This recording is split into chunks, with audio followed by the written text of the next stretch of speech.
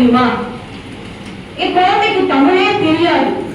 இப்படி சொல்வதில் சில பெற்றோர்களுக்கு மகிழ்ச்சியும் சந்தோஷமும் அதில் ஒரு பெருமையும் தெரிகிறது.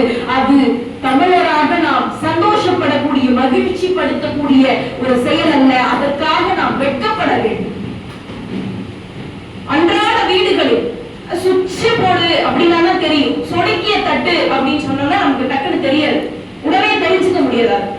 அதே போல ஒரு சொந்த அனுபவம் நிகழ்வு, வெளியூருக்கு ஒரு இடத்துக்கு பேச போயிருக்கிறேன்.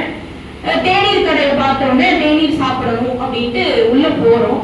போன உடனே ஐயா 2 தேநீர் கொடுங்க, இல்லம்மா டீ தான் இருக்கு, 2 தேநீர் கொடுங்க, இல்ல டீ தான் இருக்கு, அந்த சொல்றேன் கொடுங்க அப்படின்னு அவர் போய் தேநீர் எடுத்துட்டு வர. இதே போலதான் குழம்பி அப்படின்னு கேட்டாலும் யாருக்கும் டக்குன்னு தெரியாது. காஃபி அப்படின்னா உடனே எடுத்துட்டு வந்து தருவான். இன்றைக்கு இந்த நிலைமையில் தான் இருக்கிறது. அதே போல பேருந்து நிறுத்தமா, பேருந்து நிறுத்தத்துக்கு தானே வழி கேட்கறீங்க, இல்ல பஸ் ஸ்டாப்புக்கு தான் வழி கேட்கிறேன், இல்ல பஸ் ஸ்டாப்புக்கு தான் வழி கேட்கிறேன். அப்போ இந்த நிலைமையில் தான் நாம் அன்றாட வாழ்க்கையில் இருக்கக்கூடிய பயன்படுத்தக்கூடிய தமிழ் மொழி இருக்கிறது.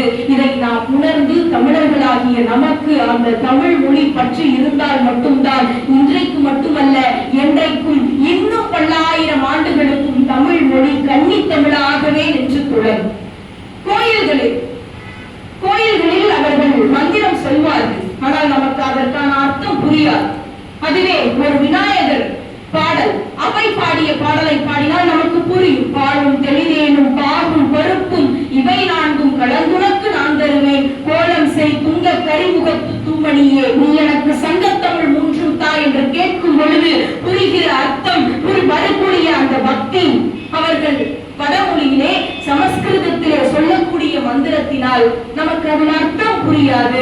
அர்த்தம் புரியாமல் இறைவனை வழிபட்டோ இறைவனிடத்திலே நாம் வேண்டி கேட்கக்கூடிய வரத்தினால் என்ன புண்ணியம் இருக்கிறது?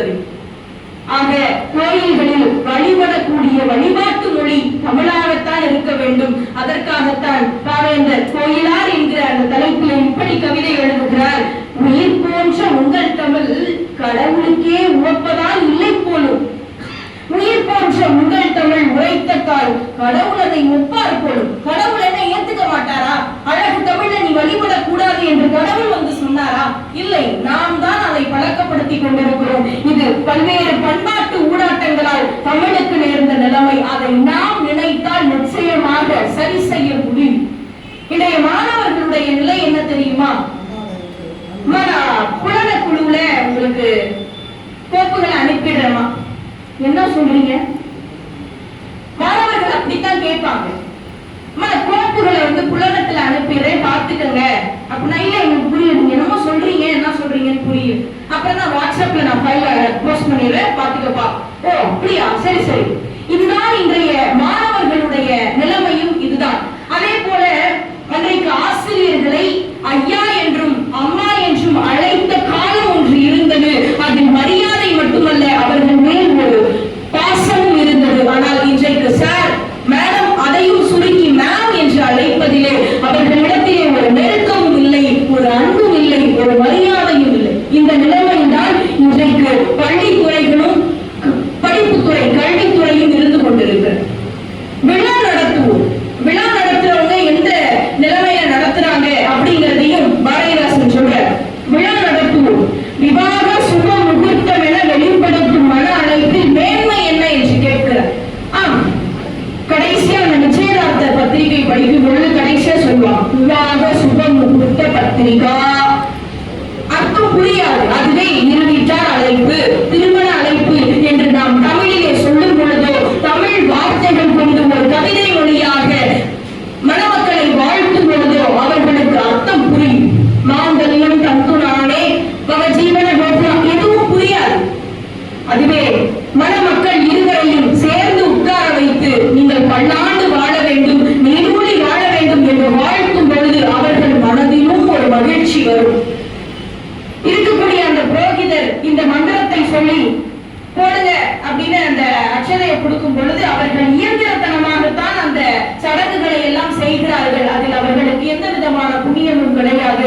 அதனால்தான் பாவேந்தர் சொல்கிறார், அதற்கு வழிவகையும் சொல்கிறார். எப்படி செய்ய வேண்டும்? தமிழை நாம் படிக்கும் பொழுது தமிழை பொருளுணர்ந்து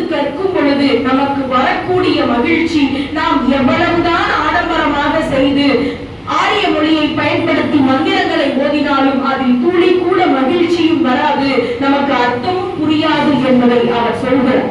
உலகை பெற தமிழர் மனம் உயிர் பெருங்கால் உயிர் அற்றல் வடசொற் கூச்சல் கவலையினை ஆக்காதோ மன விளவு காண்பவரே கழறுவீரே மானம்தான் மறைத்ததுவோ விழா தலைவீர் மனமெல்லாம் வட சொல்லாலே ஆனவையா சொல்லிடுவீர் ஆனாலில் தமிழர் மனம் தமிழ் சொன்னாலே ஆனவென அறியீரோ. அன்றைக்கெல்லாம் தமிழர் திருமணம் தமிழர் முறைப்படிதானே நடந்தது, அதில் புரோகிதர் கிடையாது. மணமக்களை எல்லோ சான்றோர் பெருமக்களும் வந்து வாழ்த்துவார்கள், அதுதான் தமிழர் திருமணம். ஆனால் இன்றைக்கு வெறுமனே மறைகளையோ வேதங்களையோ ஓதுவதனால் மணமக்களுக்கும் புரியாது, வந்து வாழ்த்துபவர்களுக்கும் புரியாது, அதில் ஒரு இன்பமும் கிடையாது. ஆகவே தமிழர் முறைப்படி திருமணத்தை நடத்த வேண்டும் என்று அவர் நமக்கு எச்சரிக்கை விடுக்கிறார். மாணவர்களிடத்திலே தமிழ் இல்லை என்பதை மிக அழகாக சுட்டிக்காட்டி அவர்கள் என்ன செய்ய வேண்டும் என்ற அறிவுரையையும் விளக்குகிறார். கூறுகின்ற நிற்பாடில் தமிழ்நாட்டின் கண்ணொப்பில் கனி இருக்க நிற்கின்ற நெடுமரத்தில் காய்கவர நினையாதீர் நோதுணர்வால் முற்கண்ட வெற்றினுக்கும் முதலான நன்கமிழை இகழ்களன்றி கற்கண்டாய் நினைத்து இன்பம் கை கொண்டு வாழ்ந்திடுவீர் நன்றே என்றும் ஆங்கிலத்தை கற்கையிலும் அயல் மொழியை கற்கையிலும் எந்நாளும் தீங்கனியை செந்தமிழை தென்னாட்டின் பொன்னேட்டை உயிராக கொள்வீர் என்று சொல்கிறார். இரு பாலிலும் படிக்கக்கூடிய மாணவர்களே, நீங்கள் ஒரு மரத்தில் இருக்கக்கூடிய காயவாக எடுத்து உண்பீர்கள், இல்லை கண்ணைத்தானே உண்பீர்கள். அப்படி காய் போல மிக கடினமாக இருக்கக்கூடிய பிற மொழிகளை நீங்கள் கற்று அதை அரைக்குறையாக பேசுவதை விட கனி போல உங்களுக்கு முழுமையாக அர்த்தம் தெரிந்த நீங்கள் கருவிலிருந்து கற்றுக்கொண்ட உங்கள் தாய்மொழியை கேட்டு வளர்ந்த உங்களுடைய தாய்மொழியை நீங்கள் பேசுவதில் எந்த ஒரு குற்றமும் கிடையாது, எந்த ஒரு அவமானமும் கிடையாது. உங்களுடைய சொந்த நாட்டில் தாய் நாட்டில் நீங்கள் உங்களுடைய தாய்மொழியில் பேசாமல் பிற மொழியில் பேசுவதைத்தான் அவமானமாக கருத வேண்டுமே ஒழிய தாய் தமிழை பேசுவதற்கு கூச்சமோ அச்சமோ அவமானமோ தேவையில்லை என்று சொல்கிறார். அதே போல் பாட்டு இயற்றுவோருக்கு பாடலுக்கு சொல்கிறார், நாய் பிழைக்கு பிழைக்க வேண்டாம், பாடலை சுத்த தமிழில் பாடுங்கள் என்று சொல்கிறார். இன்றைக்கு திரைப்படத்துறையை நினைத்து பாருங்கள். இன்றைக்கு இருக்கக்கூடிய பாடல்களை எல்லாம் நம்மால் கேட்க முடியாது, அர்த்தம் புரியாது. ஆலுமா டோலுமா ஐசாரக்கடி மாலுமா பேச்சு கடிச்சுன்னா தாக்கி விட்டா சாலும், இதுல அர்த்தம் ஏதாவது ஒரு வார்த்தைக்கு புரியுதாங்கய்யா? இப்படிதான் இன்றைக்கு பாடல்கள் இருக்கிறது. அப்படி பாட்டு இயற்றுவோருக்கும் சொல்கிறார், மற்ற எல்லா குறைகளில் இருப்பவர்களுக்கும் அவர் மிக தெளிவாக ஒவ்வொரு இடங்களிலும் எப்படி நாம் பிறமொழி கலப்பை அனுமதித்துக் கொண்டிருக்கிறோம், அதை எப்படி சரி செய்ய வேண்டும் என்பதையெல்லாம் நமக்கு சொல்கிறார். இந்த தமிழ் இயக்கம் என்கிற நூலானது ஒவ்வொரு தமிழனும் கற்று தேர்ந்து அதன்படி நடக்க வேண்டிய ஒரு ஆகச் சிறந்த நூல். தமிழ் மொழி எவ்வளவு சிறப்பான மொழி. தமிழ் மொழியினுடைய பாரதிதாசனை இன்னொரு இடத்துல சொல்லுவார், பல பெருமைகள் நிறைய இருக்குது. தமிழ் மொழியினுடைய பெருமைகளை சொன்னால் நேரமும் பத்தாது, காலமும் பத்தாது. அந்த அளவுக்கு தமிழ் மொழியினுடைய பெருமைகள், அதனுடைய தொன்மை சிறப்பு, இலக்கிய இலக்கண வளமெல்லாம் இருக்கிறது. ஆனால் நீங்கள் பல பெருமை பேசுவதில் எந்த ஒரு மகிமையும் கிடையாது. புதிதாக நூல்களை கொண்டு வர வேண்டும், தனி தமிழில் அழகு தமிழில் பேச வேண்டும் என்பதை அவர் மற்றொரு இடத்திலுமே சொல்லுவார். தமிழ் மொழி இன்றைக்கு ஆங்கிலம் அதனுடைய முதல் எழுத்துரிமை 7ஆம் நூற்றாண்டு தான். ஜெர்மானிய மொழி முதல் எழுத்துரு 8ஆம் நூற்றாண்டு தான். பண்பாட்டு மொழியான பிரெஞ்சு மொழி 9ஆம் நூற்றாண்டு தான். இசை மொழியான லத்தீனுடைய முதல் எழுத்து வடிவம் 10ஆம் நூற்றாண்டு தான். ஆனால் தமிழ் மொழியினுடைய ஆதி இலக்கணமான தொல்காப்பியம் உருவானது என்று அறியப்படக்கூடிய செய்தி அது கிமு 3ஆம் நூற்றாண்டு.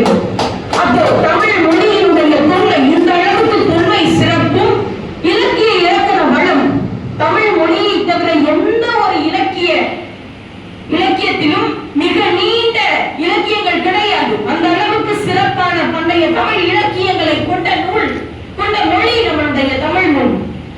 எழுத்துக்கும் சொல்லுக்கும்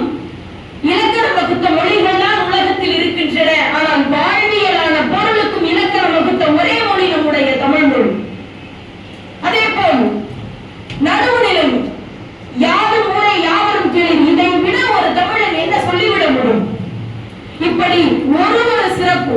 ஒரு மொழி செம்மொழியாக இருக்க வேண்டும் என்று சொன்னார். அதற்கு 11 தகுதிப்பாடுகள் சொல்லி இருக்கிறார்கள். அந்த 11 தகுதிப்பாட்டையும் தன்னகத்தை கொண்டிருக்கக்கூடிய ஒரே ஒப்புயர்வற்ற மொழி நம்முடைய தாய்மொழி.